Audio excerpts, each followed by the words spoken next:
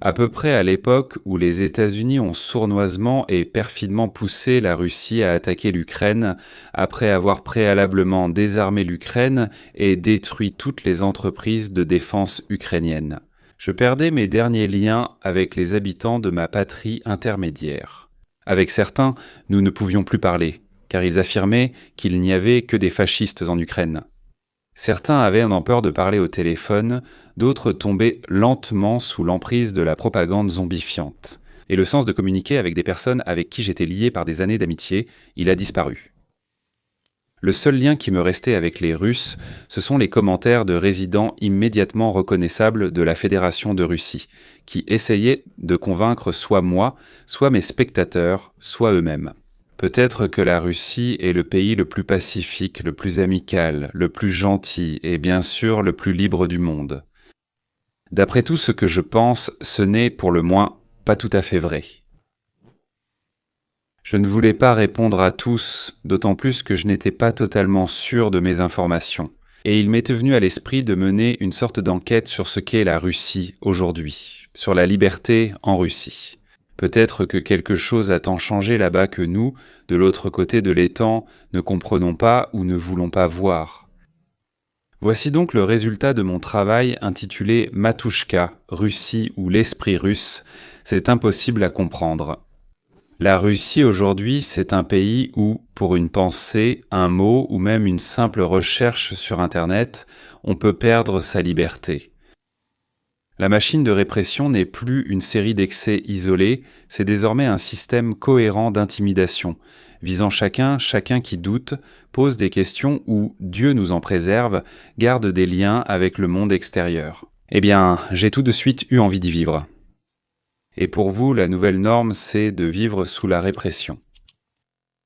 Ces dernières années, la Russie a radicalement réprimé toute dissidence. Selon les analystes des droits de l'homme, le nombre de condamnations pour des motifs politiques et des articles anti-guerre a doublé par rapport, disons, au début de la guerre. Il ne s'agit pas seulement du nombre d'affaires, mais aussi de leur gravité. Si auparavant beaucoup s'en sortaient avec des amendes, des peines avec sursis ou diverses sanctions administratives, désormais de plus en plus souvent les condamnations signifient une véritable privation de liberté. Au premier semestre 2025, près des 2/3 des condamnations pour des articles répressifs ont mené à de vraies peines de prison. Cela implique un changement de logique. Le but n'est pas seulement d'effrayer, mais de briser, de faire de SRAC un état de fond de la vie, comme nous savions en Union soviétique qu'il ne fallait pas parler. Le projet analytique RERACHA, fondé sur les statistiques judiciaires officielles, a révélé la rapide hausse des condamnations à motivation politique selon leur indice de répression, ainsi que du nombre de personnes condamnées selon le panier d'articles répressifs.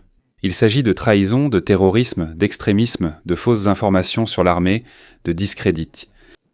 Vous comprenez de quoi je parle ? Ça ressemble à ça. En 2021, 1120 personnes. En 2024, 2120 personnes. Et pour le premier semestre de 2025, excusez-moi, déjà combien ? Vous avez raison, 2000 personnes. Encore plus important, c'est comment la sévérité des peines change. La part des condamnations avec une peine de prison réelle pour ces articles, en 2021, c'était 40% et pour le premier semestre de 2025, c'est 67%. Cela reflète la pratique typique de la police de Vos.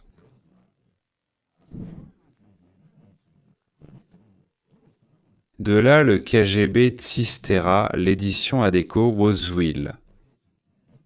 Ils suivent les preuves. Ils ouvrent des affaires pour discrédit de l'armée. Le téléphone, preuve de culpabilité. Aujourd'hui, en Russie, le téléphone n'est plus un espace personnel. Le système de contrôle numérique emprunté à la Chine et créé avant même la guerre s'est transformé après 2022 en un véritable outil de surveillance de masse. La vérification des téléphones dans la rue, lors des manifestations, dans les transports et surtout à la frontière est devenue très courante. Des affaires pénales sont ouvertes non seulement pour des publications publiques, mais aussi pour un simple partage, un like, un mème dans un chat familial, voire une conversation privée. Si l'enquête y voit une discréditation de l'armée ou la diffusion de fausses informations sur les actions des forces armées, En disant la vérité, tu deviens aussitôt un ennemi. Imaginez une scène ordinaire. Une personne part en vacances, elle est arrêtée à ce poste, comment ça s'appelle? Elle conduit sa voiture, ce même poste l'arrête. Contrôle, on lui demande de déverrouiller son téléphone, on fait défiler les messageries, on trouve une blague sur la guerre, et là commence la chaîne des expertises, des procès-verbaux et des interrogatoires. Rédacteur, crime, lecture. L'étape suivante, c'est la criminalisation non seulement des propos, mais aussi de la simple recherche d'informations. La nouvelle loi permet de punir la lecture et la recherche de documents considérés comme extrémistes. Donc si quelque chose de ce genre t'apparaît et que tu le lis, et si ce contenu s'avère extrémiste ou faux, même si la personne n'a rien publié elle-même, ni partagé avec qui que ce soit, elle est considérée comme un criminel. La lecture devient un crime potentiel. Il suffit d'être abonné à la mauvaise source ou d'ouvrir le mauvais texte. Internet, qui était autrefois un espace de liberté relative, devient un environnement fermé, censuré et strictement contrôlé. Chaque requête, chaque clic sur un lien, chaque abonnement peut devenir un argument pour l'enquête. Ah, vous saviez, vous avez lu, vous vous êtes intéressé, donc vous êtes un ennemi. Un ennemi. Ils poursuivent pénalement pour une position anti-guerre. Après le début de la guerre à grande échelle, des articles spéciaux sur les fausses informations concernant l'armée et sur la discréditation des forces armées ont été ajoutés au code pénal. Pratiquement tout tombe sous leur coup. Par exemple, tu as écrit quelque part le mot « guerre », alors que chez nous ce n'est pas une guerre, c'est une opération militaire spéciale, et si en plus tu as mentionné des civils tués, dans les liens vers l'enquête des organisations internationales. L'ennemi est un ennemi actif, il faut t'isoler et te mettre en prison pour plusieurs années. Selon les projets de défense des droits, depuis 1922, des dizaines de milliers de personnes ont été arrêtées et poursuivies pour leur position anti-guerre, leur inactivité ou leur position. Et le nombre de condamnations pour des articles anti-guerre est passé de quelques-unes la première année à des centaines les années suivantes. Ce ne sont pas seulement les dames et messieurs manifestant dans la rue qui sont visés, mais aussi ceux qui agissent légalement. Là-bas, des affaires vasent des politiques, militants et députés locaux du parti anti-guerre, pour des interviews accordées à des organisations indésirables, pour des liens vers des données internationales sur les victimes et, Dieu nous en préserve, pour des discussions dans des chats publics. Les imprimeries, l'influence étrangère et les proches à l'étranger, la répression vise aussi la lutte contre ce qu'on nomme l'influence étrangère, un aspect différent de l'étranger lui-même. La loi sur les agents étrangers, ce n'est pas une plaisanterie, et la nouvelle loi sur le contrôle des personnes sous influence étrangère. Regardez comment cela évolue. Elle a été tellement élargie que presque tout lien avec l'extérieur peut désormais être soumis à ces lois. Désormais, l'influence étrangère ne se limite plus au financement direct, mais inclut toute aide, consultation ou interaction d'informations avec des organisations étrangères. Pour les personnes dont les proches sont partis à l'étranger, cela crée une nouvelle dimension de la peur. Les enfants aident leurs parents par des virements, les parents participent à une réunion en ligne, quelqu'un répond à un journaliste, depuis l'étranger. Toutes ces actions peuvent être interprétées comme des signes d'influence étrangère. Non, le statut d'agent étranger n'est pas simplement une étiquette, c'est une restriction sur la profession, sur la participation à la vie publique, sur les opérations économiques normales. Tout cela existe déjà en Chine, ils l'ont juste repris de là-bas. Au final, la famille se retrouve devant le choix de maintenir des liens étroits avec ceux qui sont partis, au risque de tomber sous le coup du système répressif, ou de prendre de la distance pour minimiser l'attention des autorités. C'est précisément ce que le régime cherche à obtenir, rendre l'espace extérieur toxique, transformer la migration des membres de la famille en une stigmatisation. Et bien sûr frapper non seulement celui qui est parti, mais aussi ceux qui sont restés. Des perquisitions et un accès total à la vie privée. La répression ne se manifeste pas seulement dans les tribunaux et les verdicts, mais aussi dans une expérience très physique et tangible. Les perquisitions ont lieu chez les journalistes, les défenseurs des droits de l'homme, les militants, les personnes accusées de justifier le terrorisme ou de diffuser de fausses informations anti-guerre, et parfois même chez ceux qui sont simplement tombés sous le radar. La perquisition sert à la fois à rechercher des preuves et à montrer sa force. Arrivé tôt le matin, porte défoncée, appartement sans dessus-dessous, téléphone et ordinateur saisis, accès aux photos personnelles, aux correspondances, aux documents. C'est un signal, tu comprends. Oui, l'État peut entrer chez toi à tout moment et emporter tout ce qu'il veut, y compris ton sentiment de sécurité. En parallèle, la police et les services spéciaux voient leur pouvoir s'accroître. De nouvelles normes juridiques permettent de restreindre les déplacements, l'accès à l'argent, de contrôler les opérations bancaires et dans certains cas d'entrer physiquement chez toi à tout moment sans contrôle judiciaire. Ainsi se forme une nouvelle réalité dans laquelle une personne vit sous une perquisition conditionnelle permanente sans savoir quand ce régime conditionnel deviendra réel. À quoi sert cette machine ? Toutes ces mesures ont une logique interne tout à fait compréhensible. Tout d'abord, le système répressif sert la guerre. Mener un conflit long, coûteux et impopulaire sans discussion ouverte sur son sens et son prix n'est possible que dans des conditions de censure stricte et d'intimidation. Toute question sur les objectifs de la guerre, les pertes ou la corruption dans l'armée est vue comme une menace pour le régime, ce qui est effectivement le cas.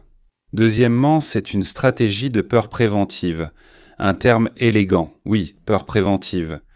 L'augmentation de la part des peines de prison réelles montre que les autorités passent délibérément de formes de pression douce à des formes plus dures. Le but n'est pas simplement de punir les dissidents, mais de créer un environnement informationnel dans lequel la majorité ne voudra même pas, n'osera tout simplement pas devenir dissidente.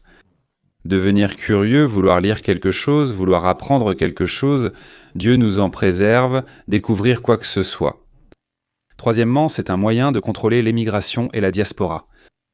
Les opposants sont poussés à l'extérieur, mais grâce aux lois sur les agents étrangers et l'influence étrangère, ils tiennent en otage ceux qui sont restés dans le pays.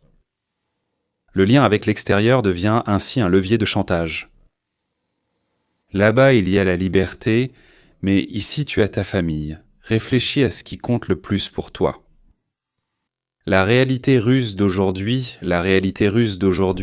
c'est un monde où un simple téléphone, un virement depuis l'étranger, un abonnement à la mauvaise chaîne ou simplement le désir de connaître la vérité peuvent déclencher une affaire pénale. C'est un monde où l'État construit délibérément une infrastructure de la peur pour les années à venir, liant la guerre, la politique intérieure et la vie privée des gens en une seule chaîne de contrôle. Et tant que cette machine continue de prendre de la vitesse, chacun se retrouve face à la même question. Comment vivre quand même le silence, déjà même le silence, ne garantit plus la sécurité ? Voici ma petite enquête, une liberté très peu scientifique dans la patrie de la paralysie la plus progressiste du monde, le Führer ou le leader, ou encore le premier parmi les égaux, ou simplement le plus égal quelque part dans les cieux. Et tout le système est construit de telle sorte que personne n'ose même penser que ces décisions peuvent être erronées, ou Dieu nous en préserve, nuisibles, pour le système. Peu importe qui est le Führer, l'essentiel c'est qu'il existe et qu'il faille obliger les gens à prier pour lui. Et si tu ne pries pas, si tu ne cries pas jusqu'à t'enrouer, si tu ne pleures pas de bonheur en prononçant son nom, on te fera pourrir et on te dévorera en même temps. C'était comme ça sous Ivan le Terrible, sous Boris Godunov, sous les Romanov et les Riourikides, sous les Miloslavski, je crois même sous les Svetogor, sous Brejnev et Molotov, et Djougachvili et Poutine et Nikolai Sergeyevitch. Et ce sera pareil, même si c'est Abraham Moïseyevitch qui monte sur le trône, qui qu'il soit. Parce que la Russie est un pays d'esclavage, et l'avenir heureux, l'esclave l'imagine comme un fouet qui passe dans ses mains, pour que ce ne soit plus lui qu'on batte, mais qu'il batte les autres, et que ce ne soit plus lui qui embrasse, mais qu'on lui embrasse les doigts de pied. Il ne veut pas la liberté, l'esclave veut grimper au sommet de la pyramide du pouvoir et s'entourer de fidèles chiens oprichniks. Et rester éveillé la nuit, craignant d'être découpé, étranglé ou empoisonné. On me demande de temps en temps dans les commentaires « Pourquoi n'aimes-tu pas la Russie ?» Je n'aime pas la Russie parce que tous, d'en bas comme d'en haut, les opposants au pouvoir comme ceux qui le soutiennent, tous sont des esclaves dans l'âme et dans leur comportement. Voilà pourquoi je n'aime pas et je méprise. Quel que soit dans les clubs nocturnes qu'ils aient à Moscou, quel que soit dans quoi les palais sont qu'ils construisent, peu importe combien de Kafka ou de Sartre ils lisent, eux. Eh bien, j'ai vérifié cela par ma propre enquête non scientifique. Ra autrefois, c'était écrit dans les manuels. C'était Ra, pas nous, ça je peux le dire avec certitude. R-K-A. Hélas, et les laquais d'ailleurs, oui, les laquais aussi, ce ne sont pas seulement des esclaves, mais aussi des laquais. Mais j'aime, bien sûr, j'aime, vraiment, vraiment beaucoup.